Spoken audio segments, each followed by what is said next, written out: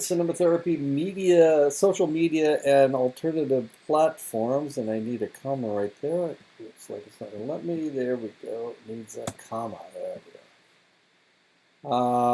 Okay, so let's talk about how you pass this class. You're going to have three alternatives as to what you do for your discussions. Okay, um, I'm digressing. So let's go into what you need to do, what this class is all about. My name is, as confused as I seem to be, my name is Bruce Bradway. I do have a PhD. It's in psychology.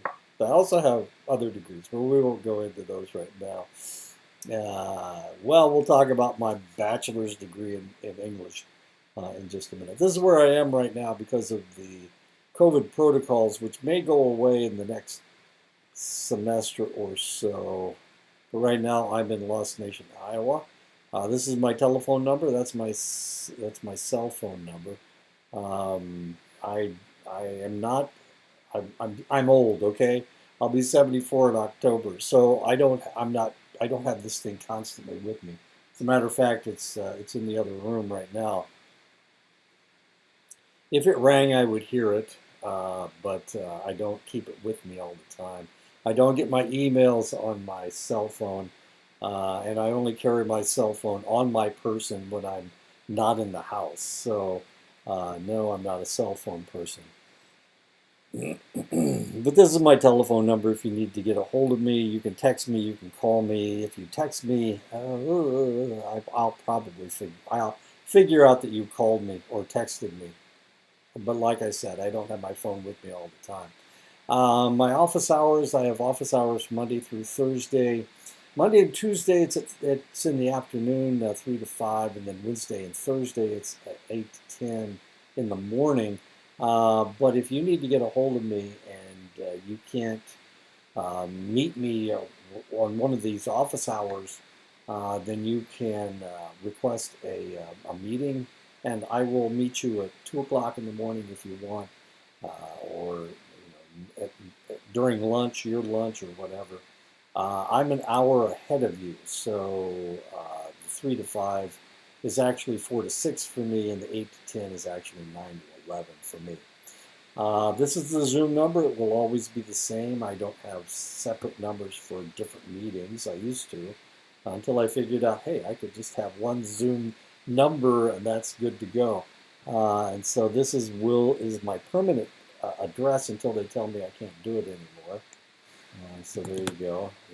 98900504545 is always my Zoom number, or it will be until, like I said, they tell me I can't do it anymore. Okay, so what is this class all about? I kind of stuck this thing together with Scotch tape.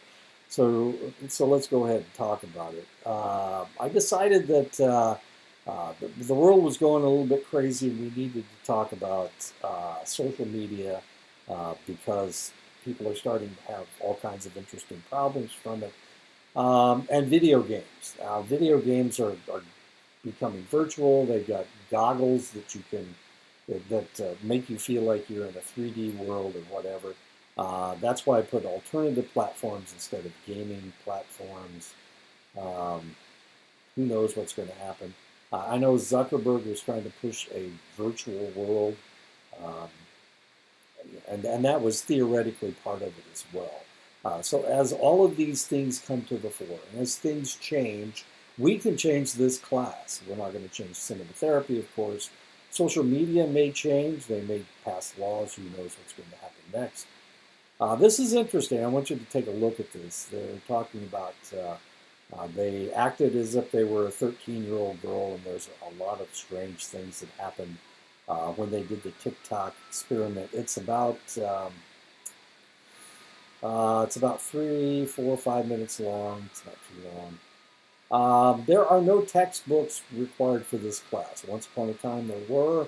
There are no textbooks that I've found for cinema therapy that are newer than the early 2000s. And because of that, when I said that this was our textbook, they couldn't find it. They couldn't find any books. So most of my students didn't have any textbooks last year, not the cinema therapy textbooks, because they couldn't find them. They're just out of print. Um, so I will give you all the information that I think that you need for cinema therapy in PowerPoint. And we will also use other books. Because there are no textbooks for gaming. There are textbooks for gaming, but they don't deal with gaming addiction. And I used a fairly good textbook last year for social media, but we had problems with that, and we'll talk about that in just a second, or at the end of the lecture, actually. So these are the books that I will be using this term. You don't have to get a copy of them. I have a copy. And I will create PowerPoints from these textbooks, or they're not really textbooks, they're just actually commentaries. Most of them are commentaries about the various topics. So these are the books I'll be using this year. I'm not going to go through the list. You can look at it for yourself. There is cinema therapy, and there's a couple about dealing with cinema therapy. There's a ton about social media, and there's also an equal number about gaming and gaming addiction. So there you go.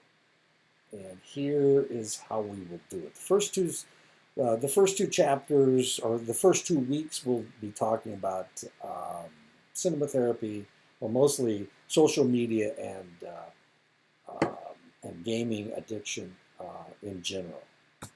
And then week 2 goes into Raising Humans in the Digital World by Garber. Did I have that book up here, Garber? Yeah, there it is. Okay, so the second week we'll deal with Garber. Then we'll have 3 weeks of talking about cinema therapy. Cinema therapy is not real popular right now. It was really popular in the early 2000s. And that's where the class came from. The class used to just be cinema therapy. I'm not sure how they could make a 15-week course out of that topic. It sounds like a good idea, and we're going to talk about that. And you can agree with me, disagree with me. It doesn't really matter. And you might think, cinema therapy, geez, I don't want to talk about that. However, you might be thinking, yeah, but I've got a sister that is on Facebook all the time. My wife's on Facebook all the time. Yeah, my wife's on Facebook all the time. So, and that may be a problem. But we'll talk about all of these things. Games. You may have a nephew that plays games 24/7. I have a friend from the Navajo Nation whose son just died because he didn't move, and he got blood clots in his legs, and blood clots moved into his lungs and killed him because he was playing video games all the time. Anyway, not important. Is important. Anyway. So we will be dealing with gaming, we will be dealing with social media, and we'll also be dealing with artificial intelligence. And we talked about artificial intelligence. I don't know, maybe you've talked about artificial intelligence with other professors. A lot of people think it's a good idea. I would like to debate that with people, but it's really kind of hard because the individuals usually that you're debating with are, I'm a psychologist, a philosopher, I've worked in medicine, a political scientist. I have degrees in all those areas. So my concept of artificial intelligence is a little bit different. Yeah, and it had, well, anyway, we can talk about that later when we talk about artificial intelligence. Because it's kind of a misnomer. I don't think it has to do with intelligence. It just has to do with accumulation of information, which is not the same thing. But we'll get into that later. Okay, so there will be a test with each lecture. The test is going to come right off the PowerPoint slides. There will be 20 questions for each one, and that will, accumulative, that will be 300 points. I also want you to write a paper like I do in every class, a library paper, 5-page paper with 5 references, and that'll be worth 100 points. And then there are discussion article critiques, and we'll talk about that in a second. But that's worth 150 points. So there should be about 150 points. Okay, so every week you're going to have 3 choices. You can either do an article critique about social media, gaming, or cinema therapy. There's a question that you can answer, a discussion question that you can answer. You can do that, or you can watch a movie and do a breakdown of why this would work in cinema therapy. Okay, so you can do one of either 3 of those. You can answer the discussion question. You can do an article critique on something that has to do with social media, gaming, or cinema therapy, or you can do a deep dive into a movie and tell us why this would be a good movie for cinema therapy. Okay? 3 choices every week. Of course, you're going to be doing this every week, so that'll be 15 in all. Quizzes are 20 points, 20 questions, 20 points. Library paper, 5 pages. When I talk about 5 pages, I'm not talking about 5 total pages. I'm talking about 5 pages of text. You're going to need also a page of references. That's 6 pages. And probably you'll want to put a introductory page. That's 7 pages, all right? So when I talk about 5 pages, I'm actually talking about pages of text. That doesn't include headings. Does not count as lines, okay? So I do count lines. It says right here, I count lines. Each page has somewhere between 20 and 23 lines. I expect your paper to be at least 115 lines, which means that's 5 times 23 is 115.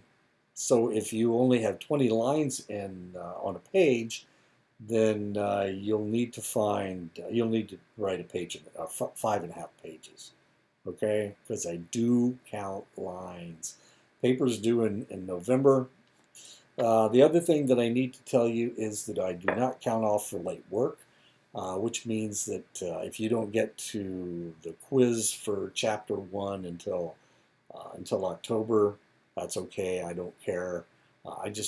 All I want you to do is accumulate this information, okay? I want you to understand what we're talking about. And if that happens in October instead of in August, so be it. That's fine. I don't really care. So you have the entire semester to do all of this work. Now, I wouldn't put it off if I were you. It's easier to stay up with things if you understand what I'm talking about. Write your paper, get your paper done sometime in November. The due date is the 3rd of November, but if you turn it in the 1st of December, I will still read it and I will still grade it. Now, the later it is, the potentially grouchier I get when I do read it, but hey, that's just the way it works. That has to do with social psychology. Every semester I get dinged by the administration because I am the last one to turn in my grades. And I blame my students for that. That's okay. Somebody else can teach you time management.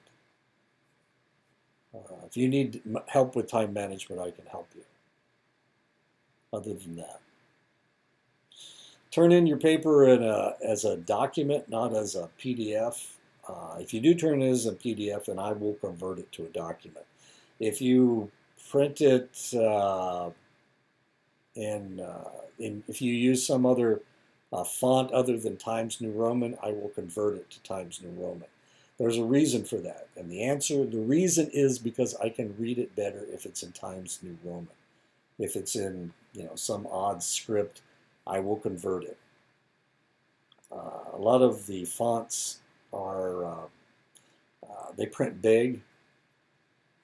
And if you think you're going to get away with having 15 lines because you use some odd font, well, it's not going to work because I will convert it. It's the only way I can read it. Come on, I'm an old man. This is be nice. Okay. What else? Research, article critique. Yeah, just need a, and this is the information you need on your article critique. If you choose to do that, you can answer the discussion question. You can do an article critique, or you can look for a. Whoops, is that it? Where did I lose it? What about? That's the paper. Quizzes. Ah, here it is. Okay, this is the breaking down the film that we're using for cinematherapy. So you can do cinematherapy, you can do a discussion question, or you can do an article critique. Your choice.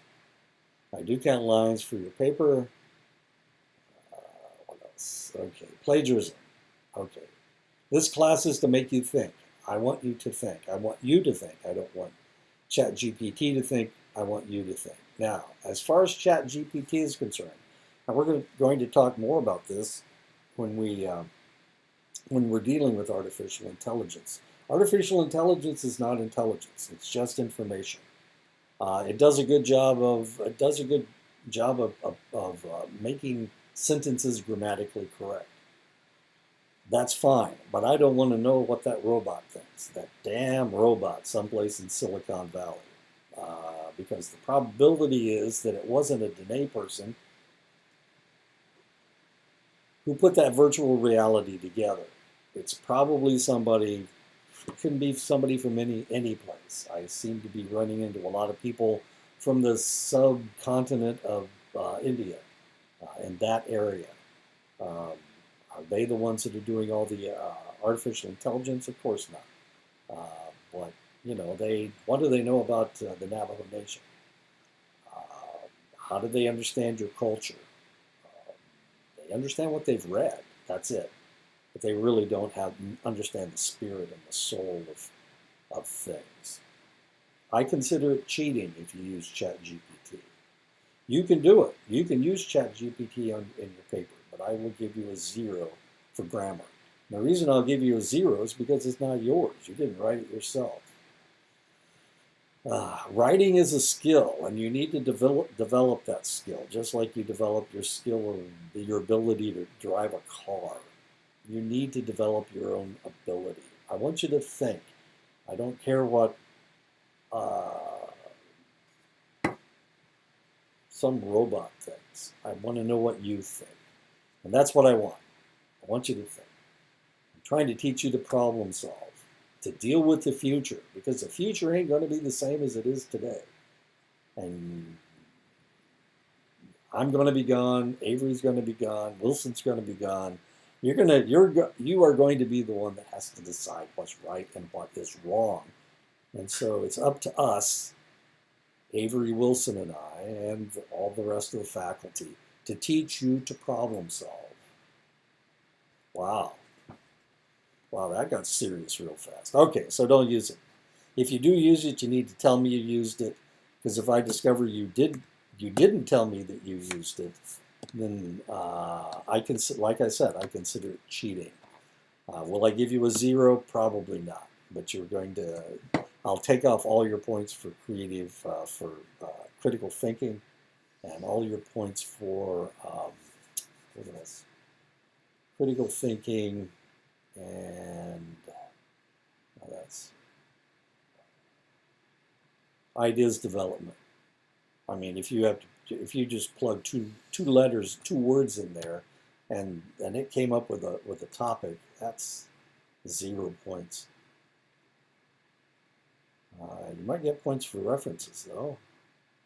Probably, well, see, all of these should be 0s. It's not your grammar or construction, so that's a 0. Critical thinking is a 0. The length is going to be good. You're going to have 20 points there.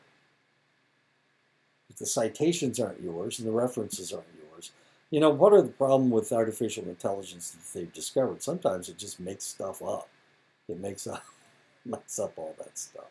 The one that I have on the website is signed by me, and it's also signed by Dean Blackwater. So anyway, okay, there you go. I yelled at you enough. Let's start. Oh, wait a minute. I got something else for you. This is what I consider ChatGPT and artificial intelligence. Those of you who think that you can skate through life without getting any of this stuff done. Here we go. I haven't all morning, so let's hover over. This is what you're going to turn out to be. Intellectually, maybe this guy. Space. Nah, we did that yesterday. I don't want to do that. Well, then what do you want to do? I don't know. Something.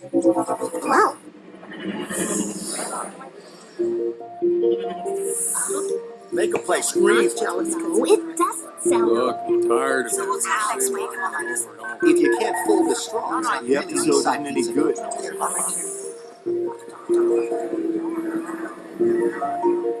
Hot? Over here.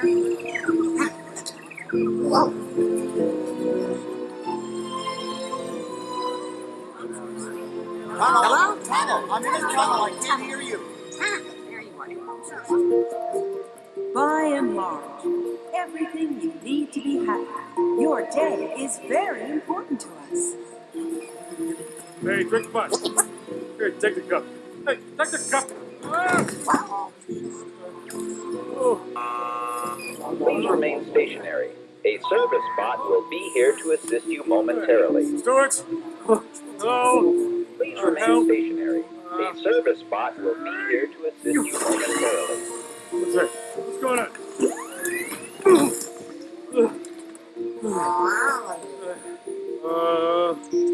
John? No. John. Hi, Wally.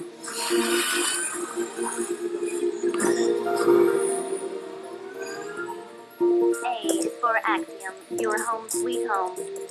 B is for by and large, your very best friend. Time for lunch. In a cup.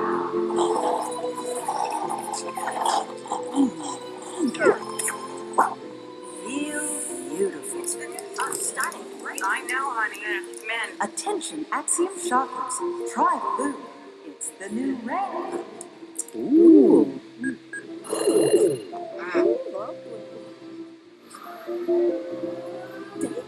Don't get me started on the date. Every holiday I have been on has been a virtual disaster.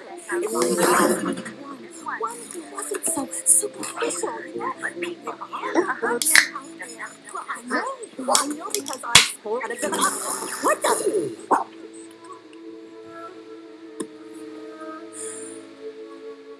Huh? Wow. Mary? Huh? Oh, sure. Go ahead.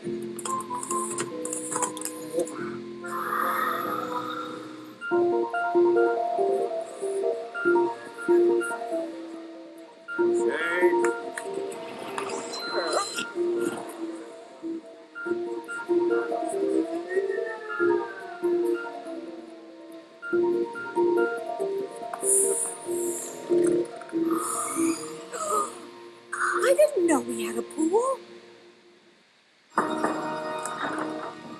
Jake? Right. Let me get out of here. Okay, there we go. That's what I consider ChatGPT, is fitless humans. That's what's going to happen to us if we're not careful. Every time we get something that makes things easier, we get lazier and lazier and lazier. I had a friend. I had a friend. We used to do crossword puzzles together, and he wasn't very good at it. Then he started cheating. He started looking everything up on his phone. So I'd be working on a crossword puzzle, and he would come into my office, And we'd be doing the same crossword puzzle. He said, I already finished it. Well, yeah, you finished it because you looked everything up, you big dummy. And dumb was the operant word there because he couldn't do it himself. What am I saying? So, yeah, he could have developed the skills to be able to do those crossword puzzles. He was jealous of me because I could do them without looking anything up. And then he decided to cheat, and he showed me how he got them done every day. I was so impressed. Okay, and I see that's what potentially is going to happen. If we keep using things like ChatGPT, we won't be able to put words together anymore. Okay, so this is the first lecture. I already showed you what we're going to do. Let me think. What am I doing myself? Yeah, Psych 321, the good, which is cinema therapy, the bad, too much social media, and the dangers, no one is watching what's going on with us. And so I'm putting this class together myself. So if you have any complaints about it, tell me what they are, and I'll see if I can change things. Part of the problem is nobody recognizes what's going on. The DSM-5 is written by psychiatrists. Psychiatrists are very traditional psychologists, and they don't recognize any of the media-related addictions or the dangers or the problems that we might potentially have. This is what the DSM-5 looks like. Actually, there's a new DSM-5 TR, text revision, and it still doesn't have anything about media-related addictions. ICD-11, that's it right there. That's what it looks like. It's in a blue cover. No media addictions, dangers, or problems either. The recent mass shootings by media-infused teenagers might indicate that media is at least a fuel, if not a causal factor, to these shooters' actions. It's something that we need to think about, something that you and I need to think about, because it's a possibility. New York State's top prosecutor has launched an investigation into the role social media companies played in the Buffalo mass shooting by Peyton Gendron. That's Peyton Gendron right here doing a selfie. The shooting was on the 14th of May in 2022. The inquiry will look at the extent that social platforms were used to stream, promote, or plan the event, the fact that an individual can post detailed plans to commit such an act of hate without consequence and then stream it for the world to see is bone-chilling and unfathomable. I don't know if you remember what was going on. He had on tactical military gear, went into a black grocery store that was 200 miles away from his home and started killing people. And of course, he was killing patrons, he was killing people that worked there. Almost everybody that he killed was black. Why did he do it? Because he hated black people, he said. It gets more interesting than that. The stream was taken down less than 2 minutes after the violence began. He was in there for about 15 minutes. He was streaming everything live, but it was duplicated on other streaming sites despite the removal. Facebook did not remove a link to the copied video for more than 10 hours, by which time it had been shared more than 46,000 times on the platform. Copy unloaded elsewhere was viewed more than 3 million times before being taken down. So at least 3 million people were able to see it, and at least 3 million people saw him shooting and killing African Americans. The investigation will target online forums, 4chan, 8chan, and Discord, where the gunman reportedly posted about his plans, and nobody said anything. And warning, there's Mr. Gendron right there. Friends of the 18-year-old recent high school graduate. He had just graduated from high school. Gendron just played video games. He was a big gamer. He had a ton of online friends. And these are pictures that he had in his room. Another shooter, this is Robert Crimo. Under variations on the name Awake, the name word tattooed above his left eye, that says Awake. Right here and right here, that's Awake, as cool as that is. Robert Crimo, the Highland Park shooter, posted regularly to YouTube. He went to the top of the building and started shooting at a 4th of July celebration. He killed 7 and he wounded 30 up there. Crimo and his music, he actually played music. He was a guitar player, I think. Crimo and his music were on Spotify, and he hosted a Discord server where followers shared memes and links to his songs. Crimo's online footprint tried to make him seem very intense and very violent to accumulate a certain amount of perverted clout among other people in the same online spaces. There are portions of the internet that pride themselves on this fetishization of violence, of being as offensive as humanly possible. Among the most disturbing is what appears to be Crimo's activity on a forum called Documenting Reality, where people share graphic photos and videos that show the aftermath of violence. There as a user named Awake47, Awake? Crimo shared photos of and posted footage of shootings and other real-life violence. He posted there often. I don't know if you remember this case. It was 2 4th of Julys ago. He just opened fire on a 4th of July parade and gathering at Highland Park. That's about 100 miles north of where I am right now. What else happened? Oh, he dressed as a female to escape, and he was able to escape, but he was arrested in his father's car. Later on that day, they caught him, and he is in jail. Robert Crimo played Call of Duty frequently and would often post pictures of his avatar sniping from rooftops, the very action that Crimo used to kill 7 and wound more than 30. And this is him targeting people in his game.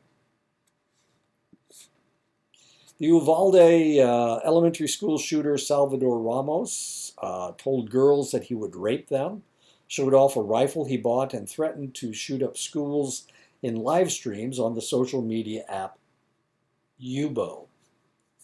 This is his rifles, and that is his ammunition.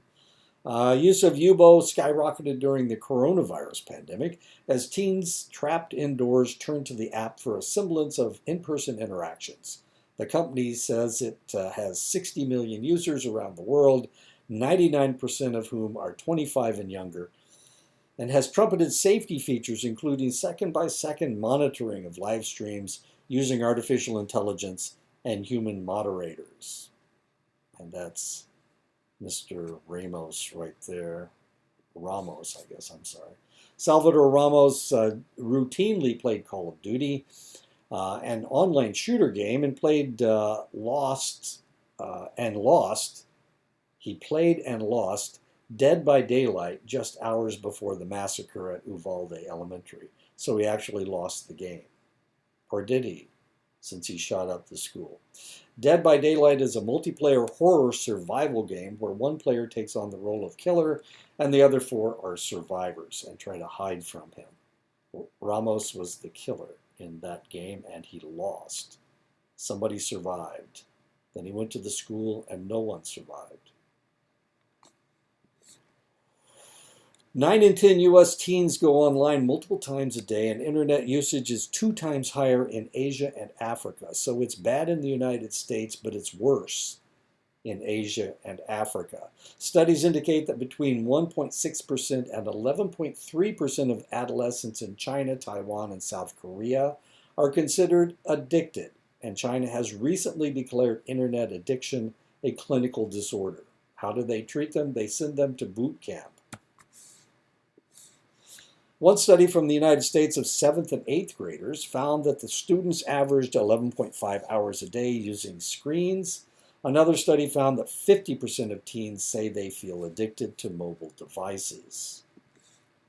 In one study of 1,100 young people, 12 to 17, 97% played video games, 99% of the boys and 94% of the girls. The teens' handles were the first piece of information exchanged between 38% of the boys. So whatever they call themselves. My grandson is 11. He used to play Fortnite. I don't think he's playing that. He's playing something else right now with his half-sister who lives in Florida. A recent phenomenon among gamers is the advent of the headset. This is a headset right here. And that's a headset. 71% of the gamers use headsets to converse and work together to solve challenges. Research has shown that gamers are not just talking about what is in the game, but other things about life as well. So they're not just dealing with the game, they're also dealing with all other kinds of things. And that's one of the reasons why Ramos was telling women that he was going to come to their house and rape them. Many kids worldwide spend too much time playing online games. Outside of the United States, several countries have identified gaming addiction as a major public health issue. The South Korean government introduced a law banning access to games between midnight and 6 o'clock a.m. for kids under the age of 16. In Japan, gamers receive an alert if they spend too much time playing. China's Tencent, the leading provider of internet value-added services, limits the hours a day that children can play its most popular games. Teen anxiety and depression are on the rise. Public Health and Health Policy report that from 2005 to 2015, depression rose significantly among Americans aged 12 and older, with the most rapid increases observed in young people. Now, a lot of people are saying, well, it's all because of COVID-19. Well, this report came out 5 years before COVID-19. Depression was still on the rise. Why? It has to do with social media and gaming. Adolescent self-esteem, life satisfaction, and happiness have plunged since 2012, the same year smartphones ownership reached the 50% mark in the United States. So it has something to do with our smartphones. According to Jean Twenge, and this is Jean Twenge right here, the results could not be clearer. Teens who spend more time on screen activities are more likely to be unhappy, and those who spend more time on non-screen activities are more likely to be happy. There's not a single exception. All screen activities are linked to less happiness, and all non-screen activities are linked to more happiness. This fall, my grandson is playing soccer and football at the same time. Not at the same time, that would be silly. But he practices 5 nights a week and usually has games on the weekend. So we're trying to take up as much of his free time as possible with physical activity. Przybylski and Weinstein's research reveals that screen time may benefit teens' well-being by providing opportunities to develop social connections and skills. Well-being increases as teen screen time increases up to a certain point. After that point, increased screen time is associated with decreased well-being. And this is known as the Goldilocks hypothesis. On weekdays, you remember Goldilocks. Papa Bear's porridge was too hot, Mama Bear's porridge was too cold, but Baby Bear's was just right. If you remember, that's what they're talking about. Some things there's a point where it's just right. On weekdays, teens' well-being peaked at the following levels: 1 hour and 40 minutes of video game play, 1 hour and 57 minutes of smartphone use, 3 hours and 41 minutes of watching videos, 4 hours and 17 minutes of using computers. On weekends, teens could engage in digital activities between 22 minutes and 2 hours, 13 minutes longer, before demonstrating negative effects. Whoops. Goldilocks hypothesis. Studies indicate that on average, males need 59 times on an Instagram post to feel happy. whereas females only need 45. In 2017, survey of 1,500 teens found Instagram, along with Snapchat, Facebook, and Twitter, to be associated with high levels of depression, bullying, and FOMO, the fear of missing out. That's why you check your phone so frequently. You're afraid you're going to miss something.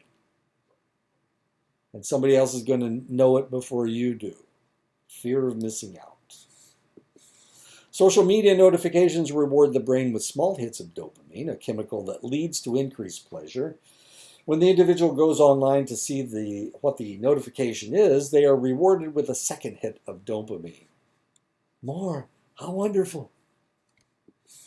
The anticipation of what that notification might deliver elevates dopamine even more than the actual reward of receiving a text, a like, or a breaking news update. This dopamine reward activation is at the same level as the pleasure from eating, sex, drugs, alcohol, and gambling. The pleasure derived from playing World of Warcraft is the same pattern of neurons firing across the brain as the pattern for known addictions. PET scans and functional MRIs reveal an increase in glucose uptake in the areas of the brain that are pleasure-oriented, and the neurotransmitter associated with the process is dopamine. What a surprise.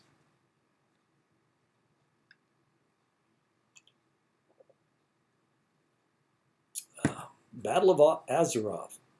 That's funny because I heard this on Big Bang Theory. I had no idea what it was. And now I know. It's part of World of Warcraft. Technology is so hyper-arousing that it raises dopamine levels.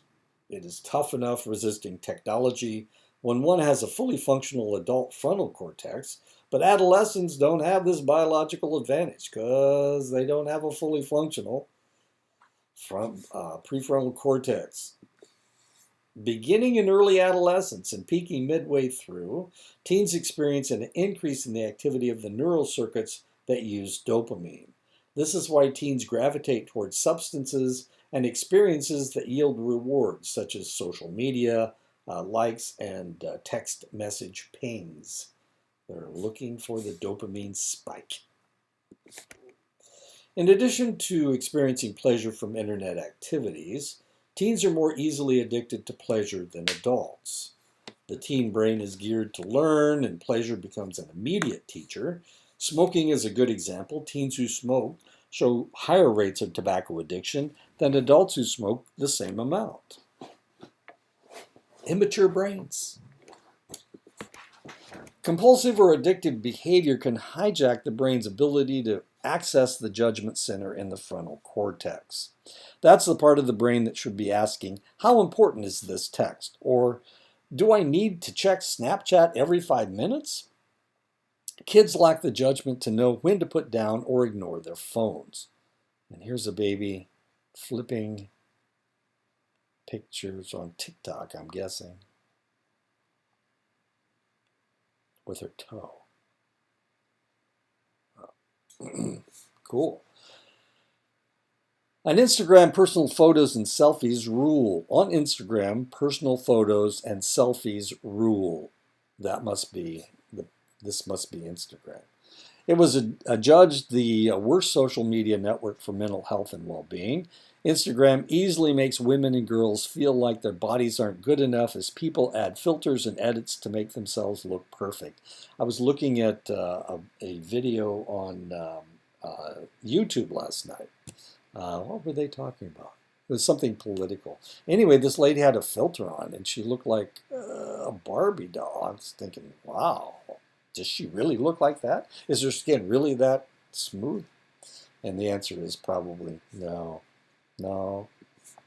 Researchers found some benefits from social media use. Instagram, Snapchat, YouTube, Twitter, and Facebook received positive scores for self-identity, self-expression, community building, and emotional support. So there you go. There are some good things about some social media. YouTube got high marks for providing access to trustworthy information. There you go. It's not all bad. Facebook has been lauded for providing groups or pages where youth can surround themselves with like-minded friends. This has been especially beneficial to the well-being of LGBTQ plus youth and those who belong to ethnic minorities, two populations that find it challenging to find like-minded peers in their offline communities. Younger children use media in playful, creative ways, often to play games. But this lighthearted attitude changes abruptly by middle school, which is where my grandson is headed on the 23rd. He starts middle school on the 23rd. Middle school and teenage years are a time for experimenting and discovering one's adult potential. Unfortunately, technology can accelerate and amplify any mistakes in judgment that might occur. Sexting is the sending, receiving, or forwarding of any sexually explicit message, photograph, or image between digital devices, most commonly cell phones. Sending sexts of people under the age of 18, even between two teenagers in a relationship, is illegal in most states. An adult sexting a minor who is between 15 and 17 or sexual exploitation of a minor is a Class 2 felony in Arizona. Also, for sexting-related crimes, teens over the age of 18 will most likely be charged as an adult for sexual exploitation or online solicitation of a minor as well. In Arizona, sexual exploitation of a minor or child pornography charges can come with some serious significant potential consequences if the individual is convicted. In Arizona, a minor cannot send or possess explicit sexual material of another minor. Even if the individual received the explicit material directly from the other minor, if the individual does not report the material or reasonably try to delete or destroy the material, they are behaving unlawfully. Individuals under the age of 18 who engaged in sexting will go into the juvenile justice system in Arizona. Sexting can be prosecuted under New Mexico child pornography laws. A teen boy may ask his teenage girlfriend to send him a naked photo of herself, then share the photo with his friends, and all of them may be prosecuted under the New Mexico child pornography laws. New Mexico makes it a crime to distribute or show a sexually explicit image to a child. New Mexico prohibits sexual communications with a child under the age of 16. Two 15-year-olds sending nude photos of each other via text could be charged in violation of New Mexico's sexting laws. An adult sending or receiving an image of a child under the age of 16 would be considered in violation of child pornography under New Mexico law. A comprehensive study by the Journal of the American Medical Association in 2018 revealed that 1 in 4 teenagers reports having received a sext and 1 in 7 reports having sent one. The number of kids involved in sexting has risen significantly in recent years due to the number of kids who have their own phones. It's not just boys asking girls for nudes.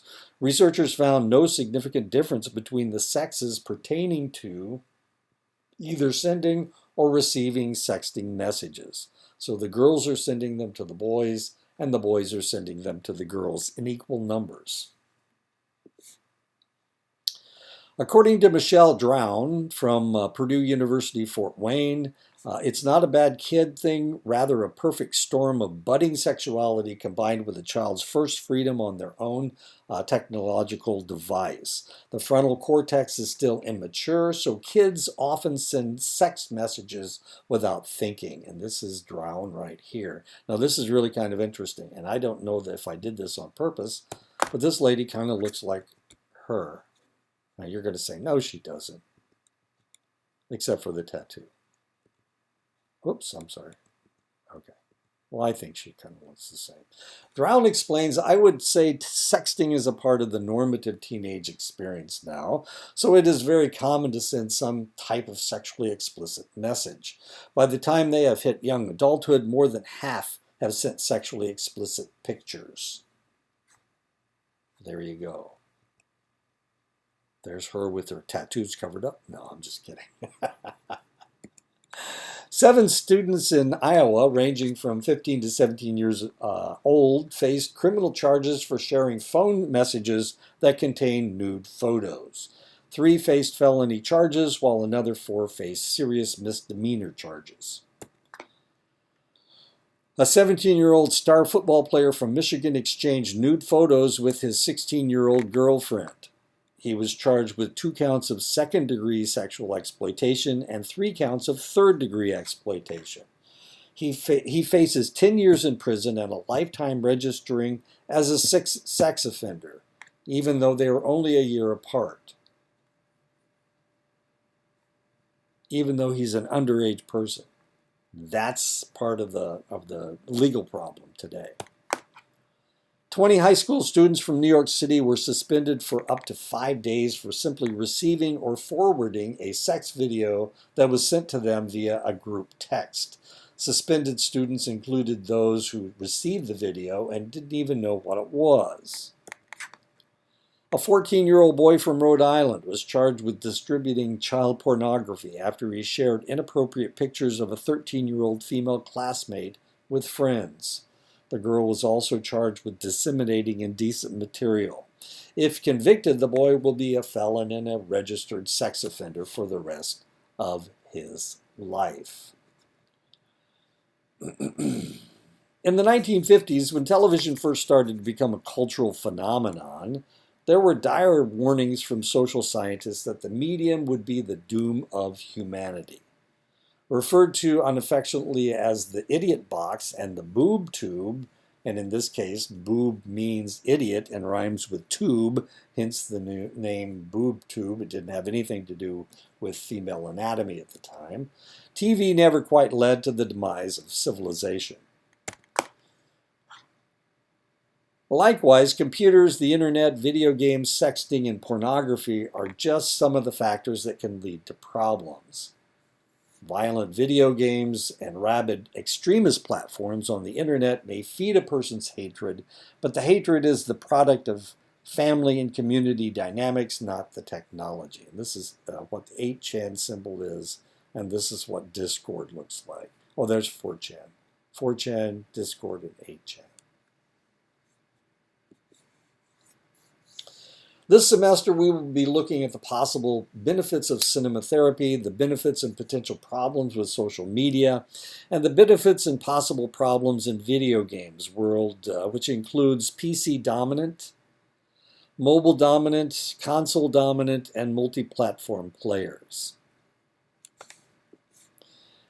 Despite some of the pretty serious zonkers in the history of TV, the 80s show, the Big Brother, oh my God, Big Brother, South Beach, Jersey Shore, the Jerry Springer Show. Jerry Springer just died like last month.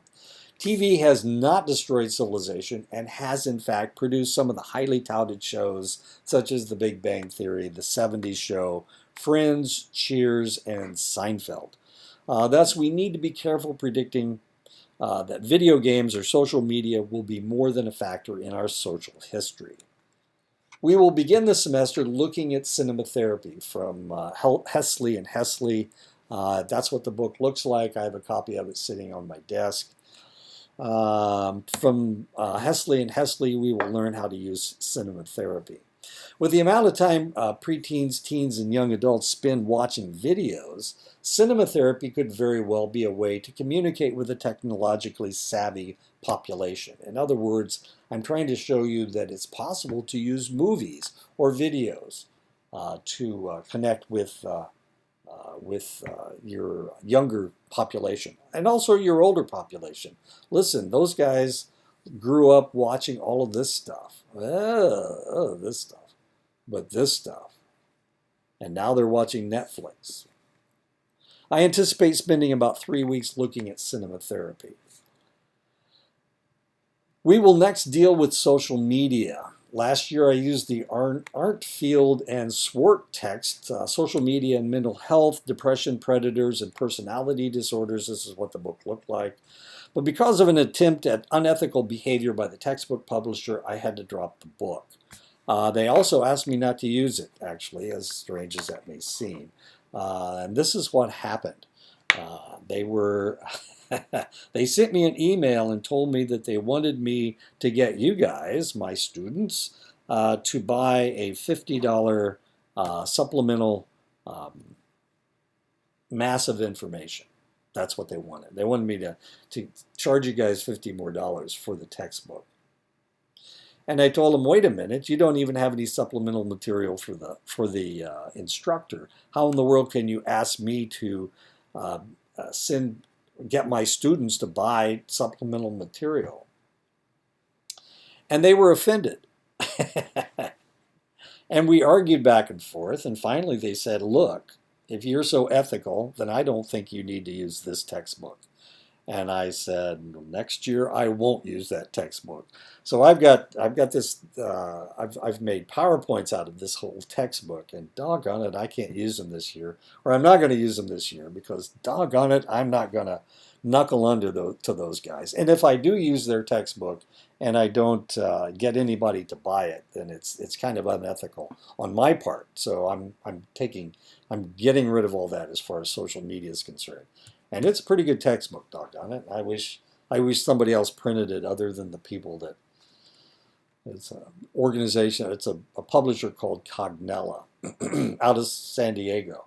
And one of the things I learned is that I used to work for Ashford University, which is out of San Diego. And one of their subsidiaries was, guess what? Cognella. So there you go. And that may be one of the reasons why we had problems. They wanted me to get you guys to give them $50 more. Jerks. Anyway, I didn't do it. So you're welcome. And there's no textbooks to buy in this class. You'll just have to rely on the PowerPoints. And my lectures. Oh, you poor things. You may not learn a thing. So instead of using the Arntfeld and Swart text, I'm going to be using other books. These are not really textbooks; they're just books about social media, and I will go through them. I'll find all the pertinent information, and I will make PowerPoints out of that pertinent information, hopefully. Anyway, the first book we're going to look at. When dealing with social media is a book called Irresistible. I'm sitting on my desk, and this is what it looks like. Irresistible, The Rise of Addictive Technology and the Business of Keeping Us Hooked by Adam Alter. And that's a phone right there. I couldn't figure out what that was. I thought maybe it was a iPad or something. Another book that we're going to use is The Hidden Psychology of Social Networks, How Brands Create Authentic Engagement by Understanding What Motivates Us. And that's by Joe Federer. And I haven't actually received this book. I ordered it, and it's supposed to come sometime in the middle of August. What else are we going to do? We will be using the social media text Influence, the Impact of Social Media on Our Perceptions. And this is a book by Brian Wachtler. And I haven't received this book yet either, but that's TikTok right there. And I'm sure that's Facebook. I don't know what that is. Anyway, that's Instagram. That's YouTube. I'm getting good at this. And I haven't received that book. And here's another book I don't have yet, but it's coming in the mail. Nicole Cataras has written an interesting book, I guess, that we will take a look at, entitled Digital Madness, How Social Media is Driving Our Mental Health Crisis, and How to Restore Our Sanity. And I'm looking forward to reading that one. And this is the book I'm reading right now. I do have this book. We'll be looking at a man's attempt not to have to think with Erik Larson. And that's the reason I showed you that video. I just thought about it. It may be a copyrighted video. I may not be able to show you that video, but well, I hopefully it'll work. Anyway, the myth of artificial intelligence, why computers can't think the way that we do. The reality is that computers can only give you information. They can't make decisions. They can't come up with good information. They can come up with information, but they can't change that information to fit into certain situations, select certain situations. Video games in their many forms, computers, consoles, smartphones, or virtual, will be our last technological area to peruse. I'm still looking for a good comprehensive text that covers this subject, but I will present the material in PowerPoint form, so there will be no need to purchase a text. And of course, we're not purchasing any texts. I'm covering, what am I covering? Cinema therapy for you, because we can't get those textbooks. They just don't exist. Social media, the Arntfield and Swart book is not a bad book, but it's printed by a company that doesn't want me to use their textbook. And of course, video games. I saw a bunch of textbooks about video games, but they were all about how wonderful video games were. So, and we know that video game addiction does exist. This is a new class, and as such, we will need to be prepared to look for information that will add to our compendium of psychological knowledge. If there is any topic that we aren't covering or any statement that I have made that you don't agree with, except for my list of best and worst TV shows, then please tell me and I can see if it can't be addressed. I can change anything. This is our class. I'm putting it together as we speak. Some of the books I don't even have yet, so geez, hopefully I can get through them. You know what I'm going to be doing for the next, until December anyway. Keeps me off the street. That's a good thing. I will be putting the class together as we go along. My summer was far busier than I anticipated. I taught 7 classes this summer. Potentially you took one of them, or maybe more.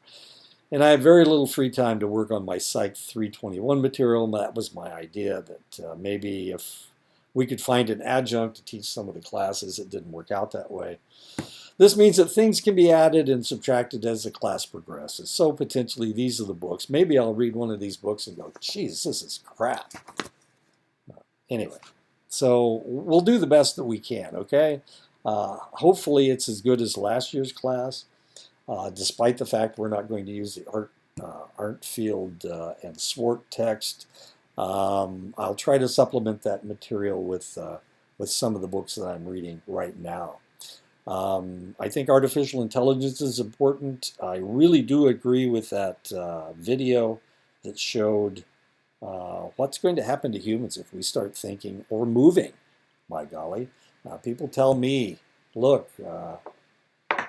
you know, you're 74 years old. What the hell's wrong with you? Why don't you sit down and take a nap? You know, and I keep telling them, you quit. You either use it or lose it, and that's the way it works. And that's what happened with all those people. Their brains they're not even using their brains. And I'm afraid that's what's going to happen with artificial intelligence. The more responsibility we give artificial intelligence, the less abilities we'll have ourselves. So there you go. You can take that to the bank from a 74-year-old man, but there you go. You use it or lose it. That's the way the world works. I'll talk to you guys next week.